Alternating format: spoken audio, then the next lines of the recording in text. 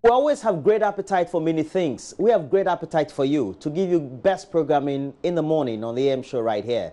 My name is Roland Walker. Great appetite for you. Oh boy, Daddy Roro. My name is Kojo Yankson. I'm so pleased to be here with you another morning. Ro, how you doing? Charlie Ade, how was your night? You sleep started well? off with a great appetite, huh? Yeah, today be midweek. Yes, I can tell. I think January is going fast, contrary to what reckon? the belief is. I don't want to speak too soon because when it starts slowing down between the 11th and the 13th, you know, when those 3 days alone can last 3 weeks. Yeah, today's already the night. You'll start to feel it. Yeah, so, yeah, we'll see. But so far, so, I don't know. So good, would you say it's been good so far? That's been good so far. We had the Constitution Day, and we had the inaugural lecture by Professor Philip Eko Bonzi Simpson, many things, and we want to put all those subjects in focus this morning as we do some great discussions around the issues. That's right, and of course it's Wednesday, so that means it's time for AM Business, brought to you by EcoBank, the Pan-African Bank. Now today, we're going to talk about the introduction of a cassava variety by the Crop Research Institute that makes it possible for farmers to produce cassava 5 times bigger than the average. Yeah.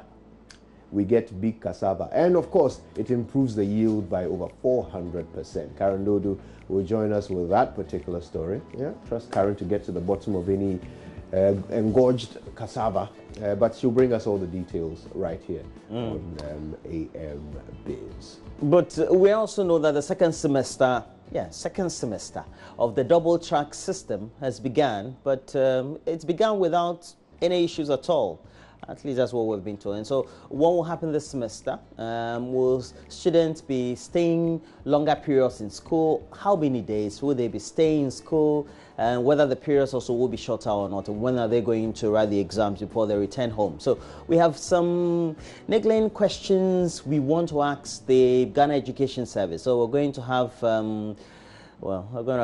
Cassie in the studio. Cassie Chum is going to tell us about the latest, and we're hoping that we can get the latest from Cassandra.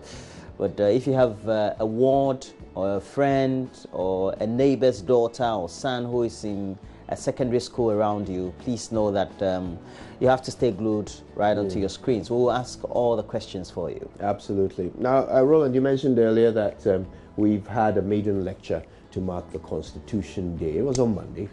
Professor Bonzi Simpson was the speaker. Now, he delivered a lecture and highlighted a few things. He proposed that members of parliament should have a certain academic qualification before they become legislators. So our question is, should MPs have a qualification? And what should that qualification be, before they become MPs? Maxwell Abugba will hit the streets and join us with some of your views from the streets of Accra.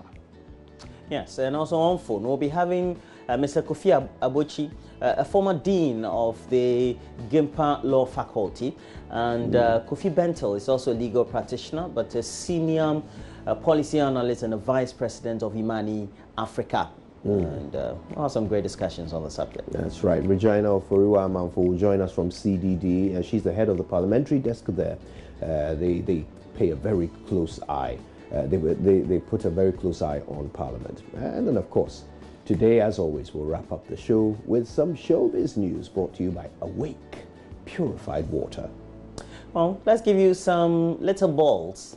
It's the title of Kojo's message. It is indeed.